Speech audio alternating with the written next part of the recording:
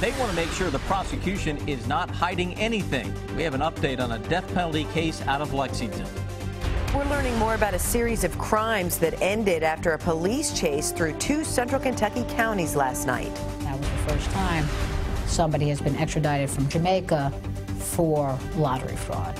And what could be a major breakthrough in the effort to crack down on one of the most popular yet vicious scams in the U.S. That story coming up. Tracking, alerting, protecting. This is WKYT News at 5:30. Good afternoon. An accused killer's attorney wants to make sure his client gets the fairest trial possible. Today, the attorney for a man accused of killing a Lexington gas station clerk asked the judge for the ability to see emails the prosecution had been sending. Police say that Travis Breadholt shot Mike Patel in December of 2013 during a robbery at the Marathon station on Alexandria Drive. Our Michelle Chamberlain was in the courtroom today for the hearing, and she tells us what the judge had to say in our top story at 5:30. Travis Breadholt appeared in circuit court today as lawyers fought over the transparency of emails involved in his death penalty case. We communicate by email, which is the way that communications are done in this century. At today's hearing, the Commonwealth Attorney's Office objected to the judge's order from a hearing last week that all email communications be discoverable, meaning that the full content of all emails pertaining to Breadholt's case must be given to both sides of the case when requested. The emails at hand were communications between the Kentucky State Police lab and the prosecutors. The defense wants the ability to see those emails. The judge denied the Commonwealth's objection, and all emails written to and received from the lab can be read and used during hearing preparations for this case. What we're doing is trying to make sure that Travis is getting the fairest trial possible and that his rights were all protected. Nothing shady or fishy went down, especially in a case where the Commonwealth is trying to kill Travis. His trial needs to be open and transparent, and all of his rights need to be protected. He needs to get all of his due process that he's entitled to. Travis Breadholt's next hearing is scheduled for October 9th. In Lexington, Michelle Chamberlain, WKYT. And the prosecutor in the case said she was concerned that today's ruling would impact future cases. A Western Kentucky high school senior is being remembered this afternoon after a deadly accident on a football field. Our county-by-county coverage begins in Christian County. Hopkinsville police say 17-year-old Javon Quarles died after a piece of equipment hit him in the head. It happened as he and teammates were moving the equipment on a practice field at the middle school. The coroner says the equipment is used to teach linemen how to stay low at the line of scrimmage. The accident has been extremely hard on Quarles' teammates.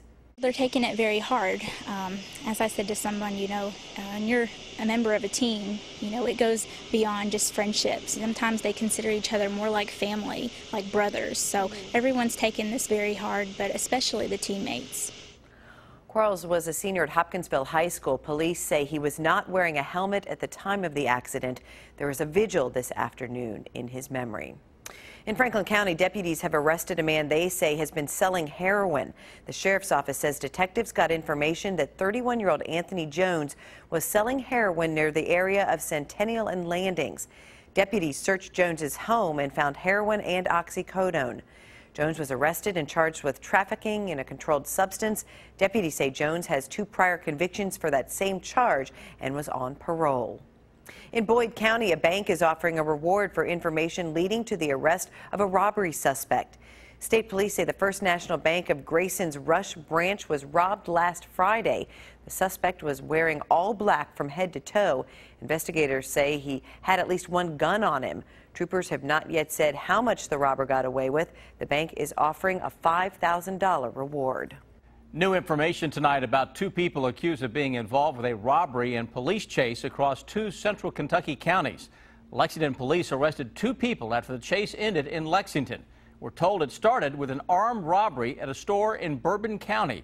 Monique Blair has the latest on the investigation and the story that's new at 5:30. It all started here at the shoe show in Paris. Police say around 8:30 Thursday night, 34-year-old Dale Weaver and 38-year-old Shawnetta Thomas robbed this store at gunpoint.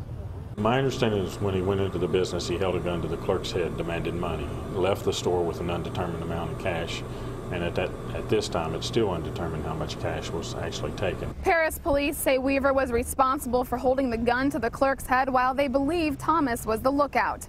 After the robbery, police were searching for the suspect car, and once they found it and attempted to make a stop, that car didn't pull over. The suspect car got on Interstate 75 near mile marker 113, and we spoke to a driver that saw what happened next. I was driving up 75 and about 8 cops merged off of exit 113 and cut me off, so I started to slow down. As I started to slow down, I was in the middle of the highway, and about 5 other cops blocked off the highway behind me, so I was the only car in the middle, and I merged over to the right, and a guy jumped out and ran across 75. Police say Thomas was arrested on Interstate 75, and Weaver was arrested a short time later at a home on Ward Drive that police say belonged to his aunt.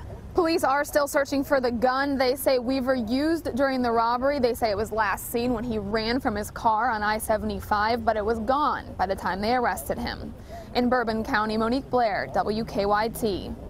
And Weaver is charged with first-degree robbery, wanton endangerment, and fleeing and evading. Thomas is charged with first-degree robbery. This weekend, bikers from across the Bluegrass will come together to honor a Central Kentucky police officer killed in a crash. The Burke Rhodes Memorial Ride is scheduled for this Sunday. Rhodes was a Nicholasville police officer who was on his way to training when he died in a crash earlier this year in Garrett County. The money raised from the ride will go to Rhodes's family. Bikers will meet at the Guns of Justice Clubhouse on Industrial Parkway in Nicholasville Sunday. Registration begins at 11:30 and the ride starts at 1:30. Say goodbye to the fall-like weather for now. More summer-like weather is coming back. We are tracking warmer temperatures and humidity for your weekend. Meteorologist Jim Caldwell has an early look at the forecast. Jim? Yeah, it's going to feel a little bit different around here as we advance into the weekend. Plus, we'll be talking about at least a stray chance of a shower or a thunderstorm as well. Right now, across Kentucky, we're going to find some low and mid 80s. That's kind of the general theme. And then a few 70s, too, by the way, thrown into the mix, especially in just a few areas that picked up some rain. Down in Wayne County, across parts of McCreary County, out into Harlan County. But right now, on all of these cams, it's all about the sunshine and a little mix of cloud cover as well. Here's what Defender is tracking. You can see all of those rogue showers, thunder showers. I'll tell you what, this one in Harlan County, it's been basically right over the same real estate for the past hour or so, just producing some pretty heavy rainfall in the same location. No flood issues, but still a pretty wet little spot there across parts of southeastern Kentucky. As we look ahead into our weekend, our temperatures area-wide should be up 85, 86 degrees on Saturday and also into your Sunday. And as we get into your Sunday as well, it looks like we'll also increase our chances of some showers and even some thunderstorms by bumping up just a little bit into that 30% category, while 20% chance on your Saturday, with best chances again through most of the weekend hanging out across southern and eastern Kentucky. We'll take a closer look at that and track it with our hour-by-hour forecast coming up in just a few minutes. It is one of the most widespread and relentless scams in the country. We're talking about lottery scams that prey on elderly victims. Tonight, some good news: the arrest of an alleged ringleader in Jamaica and his extradition to the U.S. You are watching video of an historic international effort to combat fraud. This plane delivered Damian Barrett, a Jamaican citizen, to the U.S. to face charges for conning people into believing they had won a lottery and needed to send him money to collect the winnings. That was the first time somebody has been extradited from Jamaica for lottery fraud. Investigators have been working for years to track down the Jamaica-based ringleaders behind these lottery sweepstakes scams. They got a break in Florida when they arrested a middleman acting as a money mule for a gang in Jamaica. The phone number that was calling all the victims that were sending him money was also calling him. So now we knew that he was communicating with whoever it was that was calling the victims and being instructed to receive money. At that point, inspectors were able to send information to a task force in Jamaica that eventually found Barrett. They found composition notebooks with information from our victims in it.